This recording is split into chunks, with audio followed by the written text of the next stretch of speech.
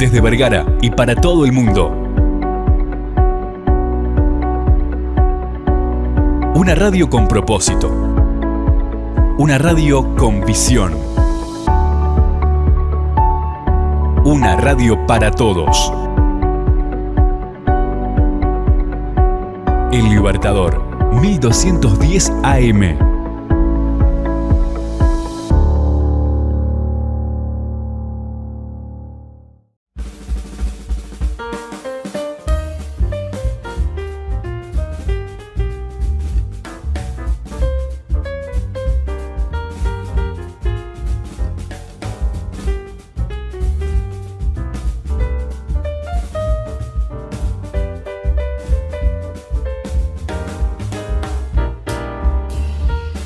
Continuamos con Punto de Partida aquí por la 1210 AM Radio El Libertador desde Vergara para el mundo a través del www.ellibertador.com.uy. Hoy con una especial, como todos los meses le estamos trayendo con una especial, hablando de distintas cosas que no hablamos normalmente.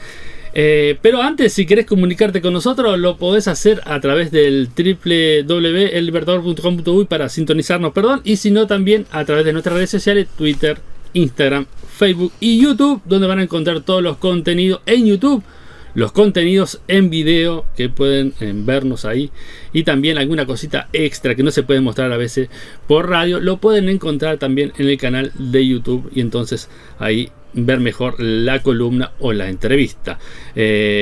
También, si querés mandarnos un mensaje, 091 99 12 10, 091 99 12 10, más 598 si estás fuera del país. Bueno, hoy tengo una columna especial. A falta de un invitado, tengo dos invitadas. Una es Leticia Castro Pradina, que le damos la bienvenida. ¿Cómo estás? Muchas gracias, muy amable por la invitación. Un gusto que estés con nosotros, gracias por aceptar la invitación. No, ella es ortodoncista. Ortodoncista, exactamente. Muy bien, ya más o menos vamos viendo cómo va viendo la charla. Y Nicole Sevillona. Sevillona, es exacto. ¿Qué tal? Buenos días, Carlos. ¿Lo dije bien? Perfecto, Sevillona, sí, perfecto. Ando bien. Sí, muy bien, ¿qué tal? Periodoncista. Periodoncista. Me cuesta la palabra, Sí, es más, te digo, no la conocía mucho hasta que empecé a hablar contigo y hablar, no conocía del tema. Perfecto, sí. Bueno, vamos a empezar a hablar acerca de dos temas. Vamos a hablar contigo primero. ¿Qué es lo que vamos a abordar hoy? Bueno, lo que vamos a abordar hoy es un tema que es bastante conocido por todos, pero que en realidad no se le presta a veces tanta atención, porque en general quien concurre a la consulta en general va por tema de caries o por tema de que quiere alinearse los dientes de ortodoncia.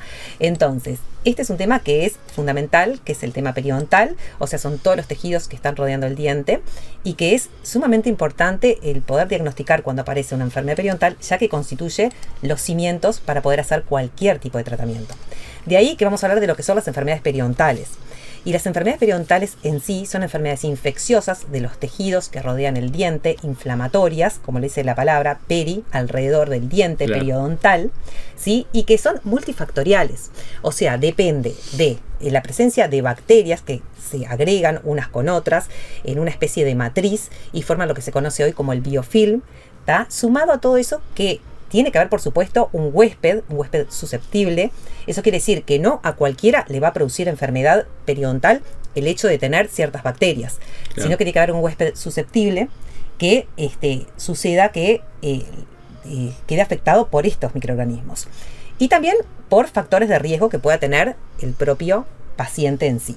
O sea que es multifactorial. Y de ahí sucede que muchos pacientes, por ejemplo, no tienen tan buena higiene y no presentan enfermedad periodontal, y hay otros que tienen muy buena higiene y sí la presentan. O sea que más que la cantidad de biofilm o placa, claro, como se conocía antiguamente, es la especificación del tipo microbiano que puedan tener, o sea, la presencia de determinados microorganismos, lo que determina que se desarrolle también o no dicha enfermedad. Tiene que haber una predisposición entonces de la persona. Exacto, tiene que haber una predisposición que está relacionada con el sistema defensivo inmunitario. Con también el tema de que si por ejemplo los padres sufrieron enfermedad periodontal, en un 50% se sabe que es hereditable. Entonces hay un tema de herencia, ¿tá? Que hay que tenerlo en cuenta. Por eso nosotros en la anamnesis y las preguntas que le hacemos siempre recurrimos un poco a lo que es la línea familiar, si el papá, si la mamá tuvieron enfermedad periodontal, y sabemos que hay en general aparece en los hijos, es algo que se da muy frecuentemente. Entonces, por eso siempre nosotros vamos a una anamnesis de esa índole, ¿no? Investigando un poquito qué pasa o qué pasó en la familia.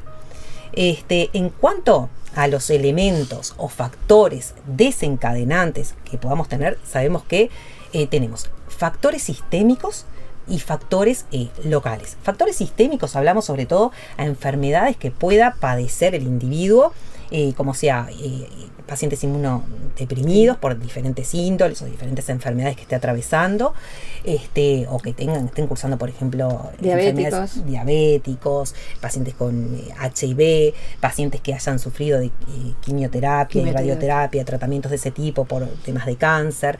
Hay un rango muy amplio de pacientes que son inmunodeprimidos, y que todo eso hay que tenerlo en cuenta a la hora también de ver cómo se manifiesta la boca, porque todo eso se manifiesta en la boca. Entonces, si vemos pacientes, por ejemplo, jóvenes que tienen mucho sangrado, lo que nosotros, jóvenes o no tan jóvenes, muchas veces le preguntamos, ¿te hiciste estudios clínicos generales? Y lo tenemos que mandar al médico tratante para que le haga los estudios sistémicos para ver y descartar que haya una patología a nivel general. Hay otros que ya sabemos porque en la anamnesis, o sea, las preguntas, ya salta que tiene algún problema, pero a veces no, y pasa desapercibido. Entonces, la boca también es como un medio de diagnóstico que tenemos para otras patologías que están a veces escondidas. Y es muy importante porque es muy representativo. A nivel local, ¿qué tenemos? Tenemos factores desencadenantes, que son los que producen la enfermedad directamente periodontal de las encías, que es lo que se conocía antiguamente como placa microbiana, que hoy se llama biofilm, que es este agregado de microorganismos que están en una matriz de fluido gingival y fluido salival mezclados con polisacáridos. Entonces, estos microorganismos, cuando están, digamos, en este biofilm y se asientan sobre los márgenes gingivales, van a producir directamente la lesión periodontal. No siempre, como expliqué, hay muchos factores, o sea, no en todas las personas.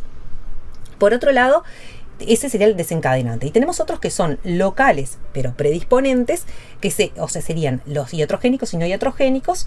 Los no iatrogénicos es el sarro que se presenta en gran cantidad de la población, donde se asienta este biofilm. Entonces sería no iatrogénico porque el odontólogo no hizo nada. También pacientes respiradores bucales, que por ejemplo no tienen suficiente saliva porque respiran por la boca y no por la nariz, entonces se reseca la mucosa y eso genera que no haya un barrido adecuado de lo que es los microorganismos. Entonces, eso sería en cuanto, por ejemplo, a los no iatrogénicos que pueden aparecer. Como ejemplos, ¿no? En sí tenemos también iatrogénicos, que son lo que hace el odontólogo, que dejan prótesis mal adaptadas. Exactamente, o tratamientos de ortodoncia que no son correctamente hechos, realizados, porque la ortodoncia mueve dientes, y los dientes están sobre ese tejido de soporte, de sostén, del cual ella habla. Entonces, si hay un tratamiento de ortodoncia que nosotros manejamos de mover un diente sobre algo que está inflamado, producimos una iatrogenia, o sea, un daño más otro daño.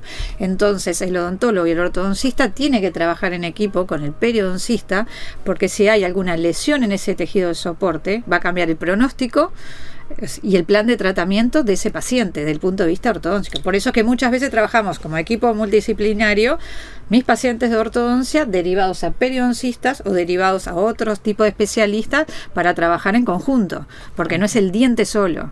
El odontólogo no trabaja sobre el diente solo, trabaja sobre el diente, los tejidos de soporte, todo lo que es el sistema que rodea, cara, músculos, piel, y entonces ahí es donde se encuentra todo el equipo multidisciplinario que debe trabajar. ¿Cuesta encontrar ese problema? O sea, digamos, lo que sucede es lo siguiente: el odontólogo general a veces no está preparado para hacer el diagnóstico. Si viene el paciente y dice, ay, porque siento feo gusto, porque me sangran las encías, entonces el paciente viene con una sintomatología y con signos, pero a veces el odontólogo general no hace la derivación y entonces lo trata con diferentes productos que de repente solucionan parcialmente el problema, pero no lo solucionan de raíz. Nosotros, para solucionar el tema de raíz, hay que ir a la etiología, a la causa, hay que eliminar el factor desencadenante que está produciendo el daño.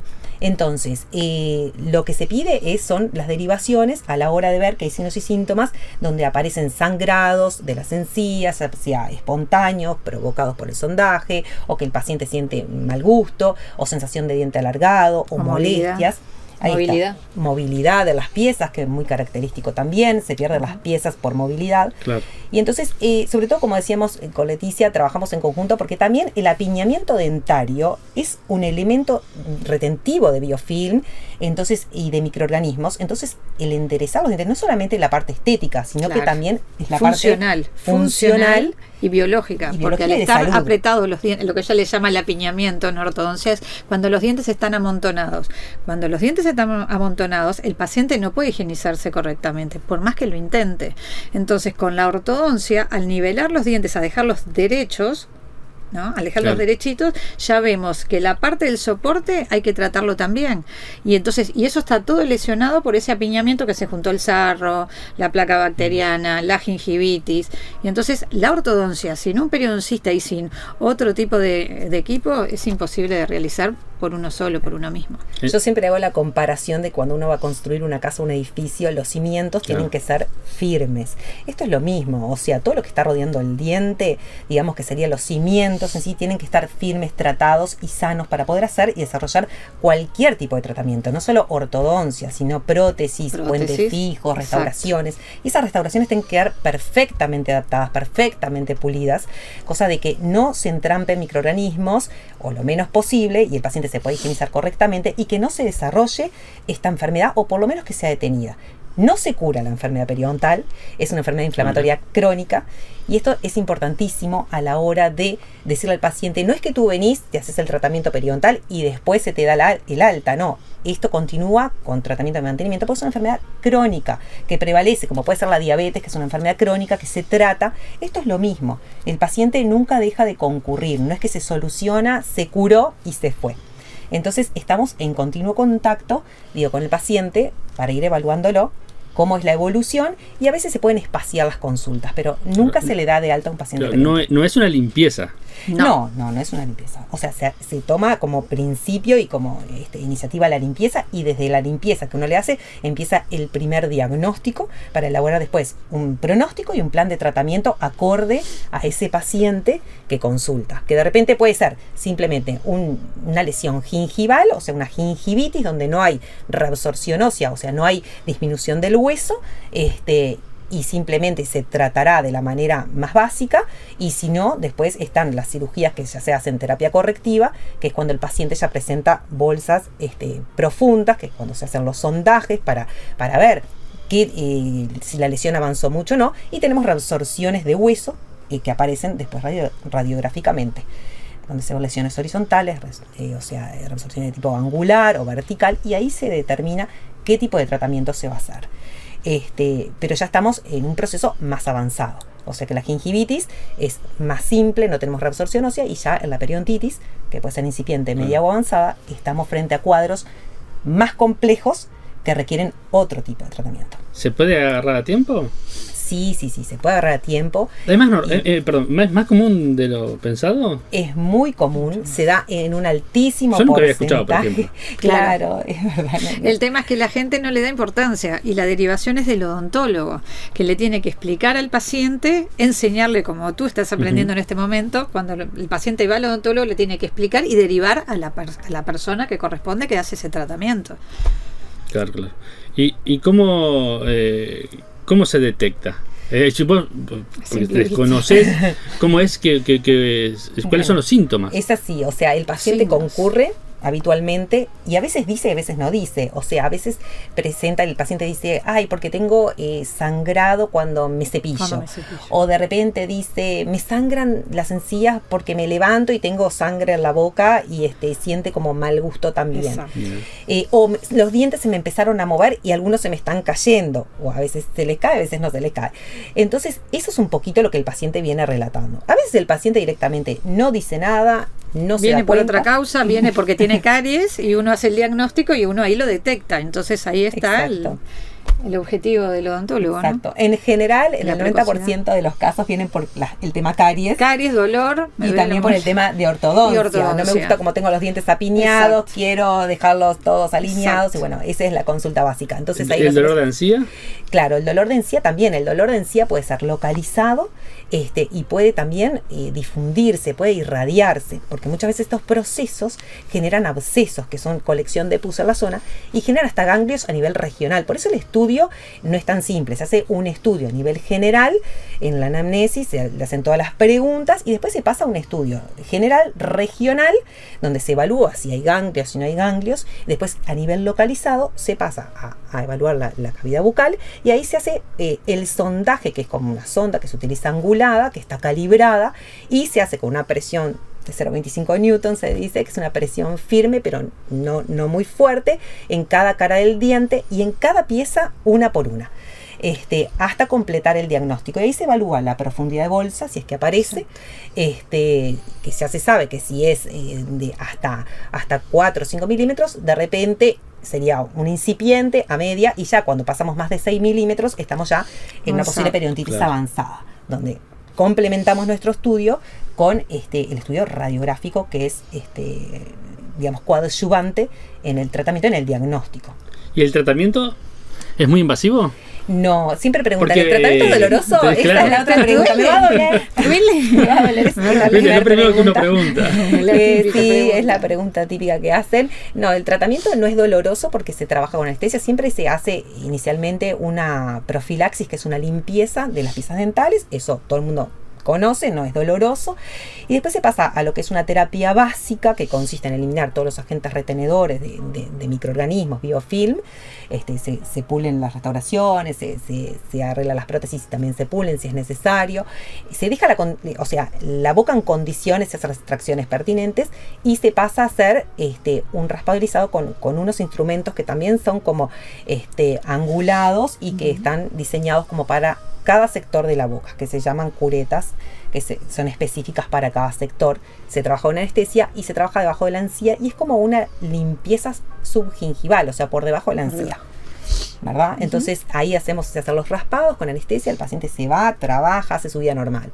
Y ya cuando es más avanzado el proceso y estamos frente a una periodontitis más avanzada, bueno, ahí sí requiere una terapia correctiva, donde hay que hacer lo que se denomina como colgajos, en donde son cirugías, se abre el tejido, se elimina, se colocan ciertos productos, se irriga con ciertas sustancias y después se sutura, o a veces hay que hacer rellenos óseos también, porque a veces lo que sucede en las avanzadas es que el hueso se pierde de tal magnitud que genera como ciertas angulaciones que nos permite colocar hueso, membrana y cerrar.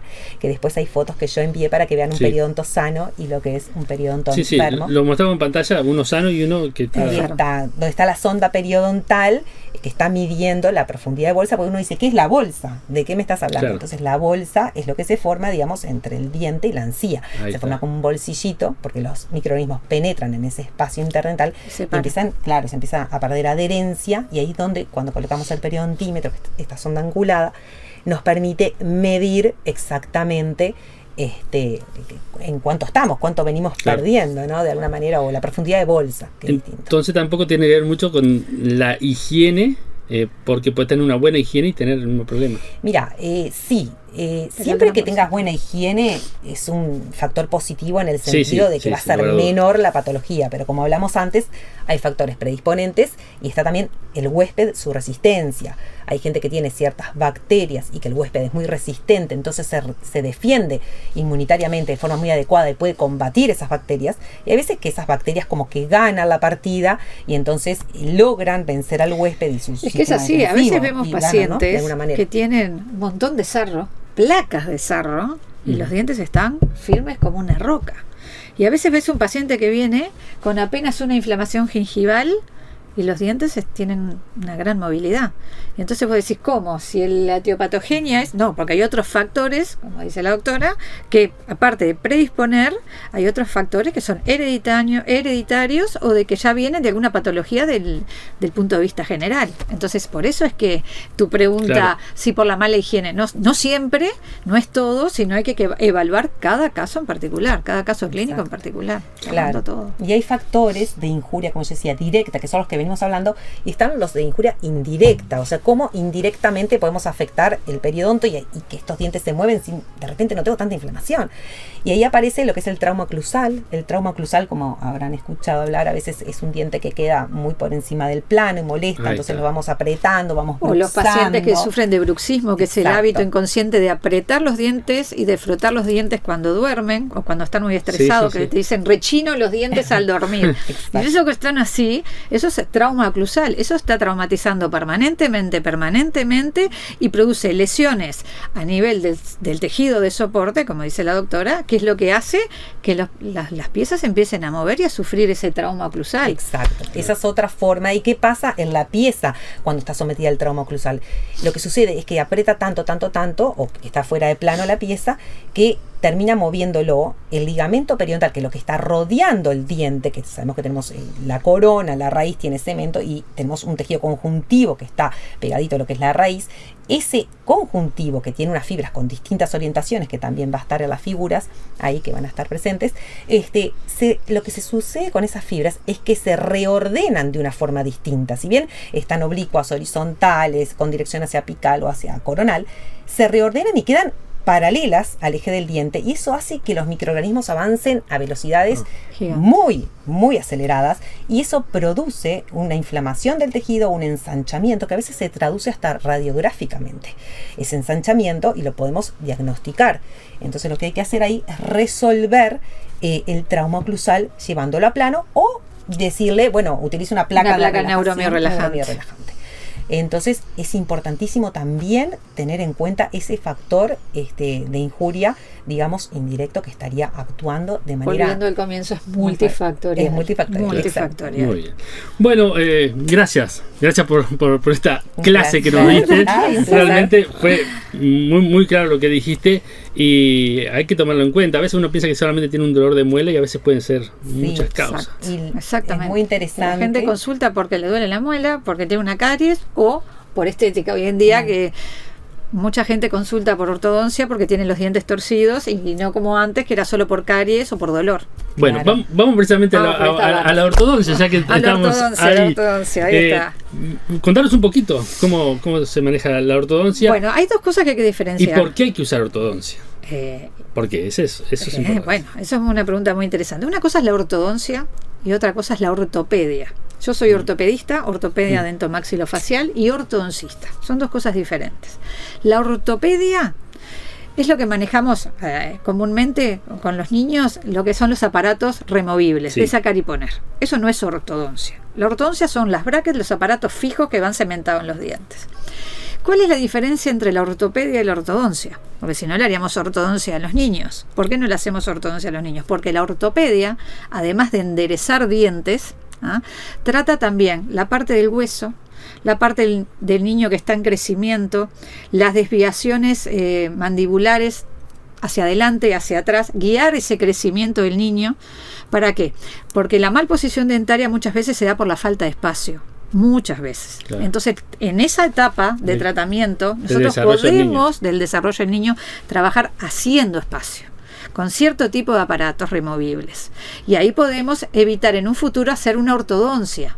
Cuando el paciente llega a los 14, 16 años con los dientes todos amontonados porque no hay lugar, porque no se trató con una ortopedia, ya no hay forma de hacer lugar. El paciente ya creció. Después de los 12 años que pasó el pico de crecimiento en la pubertad, el paciente creció. ¿Cómo resolvemos entonces con la ortodoncia la falta de espacio? Haciendo extracciones. Entonces, ahí ya entramos en otra etapa. Por eso es muy importante el diagnóstico preventivo y el diagnóstico a tiempo. ¿Qué hacen las mamás o los papás a veces? No lo llevo hasta que cambie todos los dientes. ¿Por qué? Porque ¿para qué le voy a llevar si solamente son los dientes de leche? Pero ahí trabajamos con los hábitos, la interposición lingual, lo que lleva a lo que se llaman las dislalias, que no pueden pronunciar bien las letras porque tienen la mordida abierta, la mordida cubierta o malposiciones dentarias, derivación a foniatra. Muchas veces los pediatras nos derivan a los ortopedistas, a los niños, porque tienen cierto tipo de dislalias, problemas, por ejemplo, la parte toda de vegetaciones, toda la parte de amígdalas hipertróficas. Trabajamos con otorrinos, porque todo ese equipo multidisciplinario hace que el niño no solamente sean los dientes, sino la parte de hábitos, la parte de malposiciones dentarias, la parte de foniatra con dislalias, y todo eso acompaña el crecimiento de los huesos, de los de maxilar superior y maxilar inferior. Entonces, esa es la diferencia. La gente se piensa que la ortodoncia es ortodoncia, enderezar dientes. Y no es así. La ortodoncia endereza dientes, pero a partir de cierta edad, cuando ya no hay otro margen para trabajar otras cosas. Pacientes adultos hoy en día se ven mucho más con brackets que lo que se veían hace 15 años atrás. ¿Y por qué? Porque muchos de los pacientes con esos apiñamientos empiezan con otros trastornos, como decíamos con la doctora, la parte periodontal, empiezan a sufrir reabsorciones óseas, reabsorciones de las encías y las piezas se empiezan a mover. Y hoy el paciente tiende más a la prevención y al cuidado de sus piezas dentarias, a los 40, a los 50, a los 60, y por eso es que vemos pacientes con bracket, con ortodoncia. Claro. Y ahí, en esos pacientes son los más difíciles de tratar, porque aparte de la parte dentaria, tenemos la parte periodontal y la parte sistémica. Pacientes diabéticos, pacientes inmunodeprimidos. O sea, por eso en la parte de adultos ya es más difícil lo que es el diagnóstico, el pronóstico, el plan de tratamiento que en un paciente de 14 años que uno le pone ortodoncia. Claro. Y endereza dientes. Igual no, esos aparatos que le ponen a los niños no evita a veces que usen bracket también. No evita. Muchas veces la última etapa, la terminación, se realiza con ortodoncia fija. Por ejemplo, niños de 9, 10 años que vienen con los caninos retenidos. Los caninos los tienen acá adentro. Entonces uno trabaja con esos aparatos removibles, haciendo espacio, lugar, pero llega un momento a los 12, a los 13, que no se consiguió expandir con ciertos mecanismos todo lo que se necesita. Entonces en esos casos se pasa a hacer las descubiertas de esos caninos con cirujanos, se coloca botones y se traccionan los caninos, y se van bajando, y ahí eso se hace con ortodoncia y se hace a los 12, a los 13, a los 14. O sea, no quita que usando ortopedia te evite la ortodoncia, pero en muchos casos sí, porque interceptar antes esos casos muchas veces se evita. ¿Y el tema de los dolores? En el caso de la ortopedia no hay dolor, hay incomodidad. Porque los niños es más difícil, que tienen que usarlo 16 horas diarias para dormir, muchas veces se los sacan, los pierden en la escuela, tienen que volver a pagarlo los padres. Entonces, bueno, esto es un tema que también hay que trabajar con la familia, porque el apoyo a la familia es muy importante. Sí, es un hábito, ¿no? Es un hábito, pero el niño a veces es muy colaborador y a veces no, pero necesitamos que los padres sean colaboradores. Y sobre todo con la higiene también, que es fundamental, porque ahí aparecen las hiperplasias. Y ahí empiezamos, sobre todo los adolescentes, lo que tú decías, el tema del dolor. Todo movimiento dentario lleva a un dolor, a una molestia. Por eso dicen, las brackets duelen. Si me pongo bracket me va a doler. Sí. El tema de la ortodoncia es: hay que hacer fuerzas suaves y ligeras. El dolor aparece en la ortodoncia cuando las fuerzas no son suaves ni ligeras. Cuando se colocan arcos o muy gruesos o se hacen fuerzas muy bruscas, en la cual produce dolor. Y aparte de producir dolor, produce la falta de tejido de soporte, porque lesiona los tejidos de soporte. Claro. Entonces está en pie del ortodoncista saber manejar las fuerzas suaves y ligeras. ¿Y cómo se maneja? Con arcos, porque la ortodoncia lleva toda una secuencia de arcos, empezando por más finos, de un tipo, de otro, se va aumentando de acuerdo a la evolución del tratamiento. Entonces, si uno hace esas fuerzas suaves y ligeras, el paciente, más que un perifar, una semana que tenga una molestia cada tanto, no tiene por qué tomar. Cuando el paciente le duele, es porque las fuerzas no son correctas. ¿Y son todas las dentaduras recuperables? Todas las dentaduras son recuperables de una forma u otra, ya sea con ortodoncia, ya sea con un implante, ya sea con una prótesis. Al paciente siempre hay que devolverle la estética. Conozco gente que me dice, esto no recupera ninguna ortodoncia. Se recupera la ortodoncia y se recupera con una parte protética, ya sea una prótesis fija, un implante, una prótesis removible. Yo tengo pacientes adultos, por ejemplo, que le hice con mucha pérdida dentaria. Por ejemplo, tienen pérdida dentaria en el sector posterior y tienen los dientes amontonados adelante.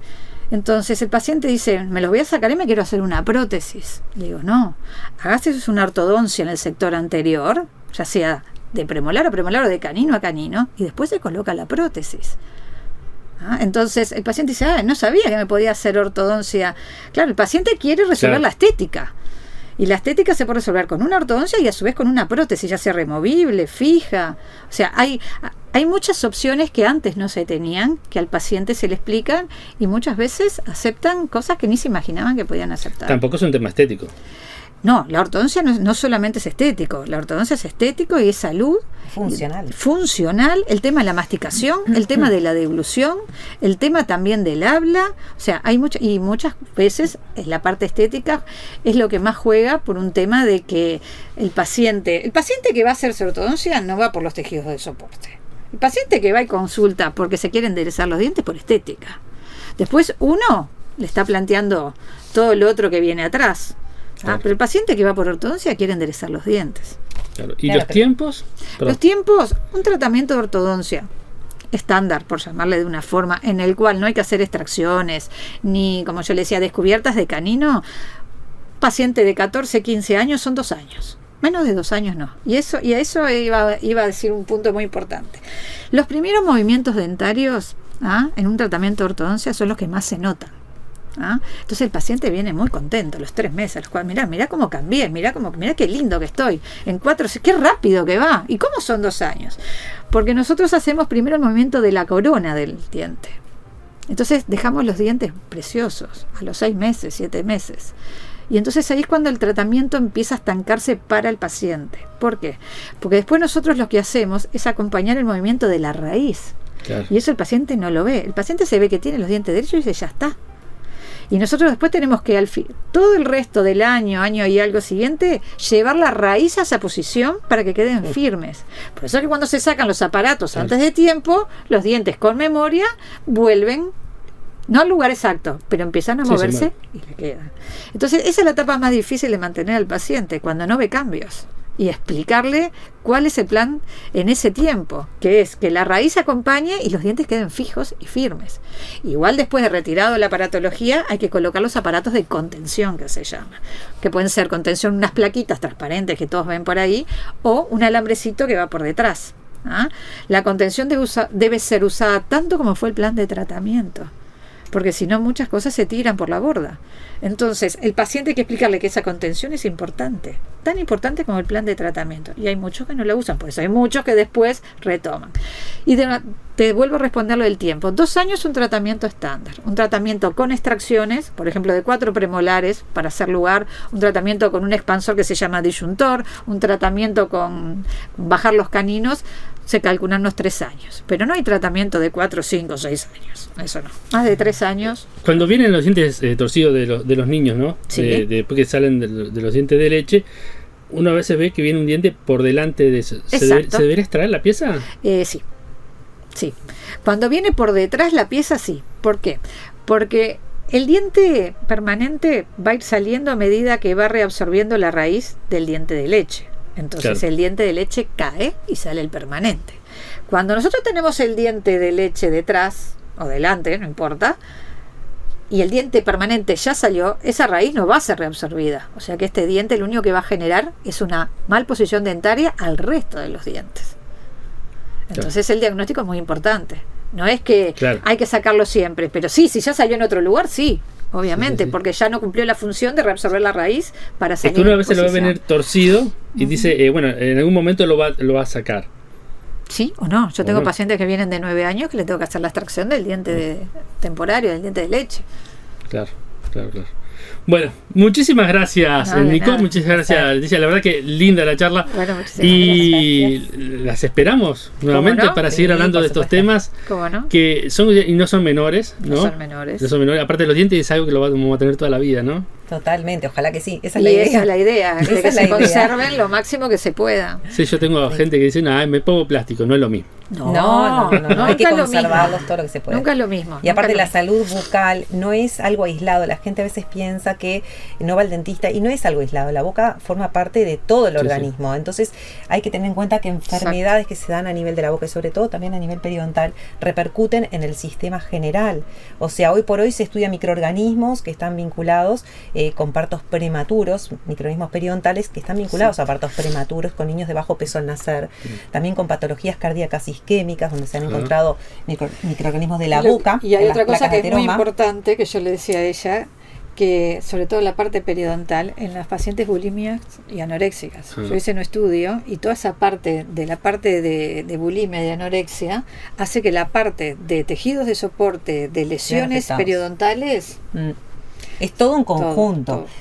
Y también en los diabéticos, lo importante Bien. que es porque todos los microorganismos y las infecciones generan focos de hiperglicemia. cardíacos. Entonces, y cardíacos también, como lo explicaba en la cardiopatía isquémica, que se ha visto la presencia de estos microorganismos en placas de ateroma y también tienden a formar trombos dentro de los vasos porque tienen la capacidad de penetrar en las células endoteliales y Exacto. llegar a la luz vascular. Entonces, no es solo la boca, es todo el organismo, por eso es importante el chequeo y el consultar. Exacto. ¿Dónde las podemos encontrar? en la Clínica Colonia, que es en Colonia 1900, apartamento 503. Y bueno. Esquina Fernández Crespo. Exacto. Bueno, un gusto haberla tenido con nosotros. Bueno. Las esperamos en otro momento. Gusto Y a ti gracias por la invitación, Muchísimas por permitirnos. No, por supuesto. Y gracias entonces por tomarse el tiempo y la diferencia de venir. Y las puertas de Radio Libertador están para ustedes lo necesiten. Y bueno, y aquellos que se quieran comunicar con ustedes, quedan en placa y también quedan los comentarios ahí. Van a poder encontrar entonces todas las direcciones, Facebook, todo. Teléfonos, todo. Todo para Perfecto. poder llegar también a su clínica. Muchas gracias. No, de Gracias nada, a gracias ti. a ti por la invitación. Un placer. Un gusto.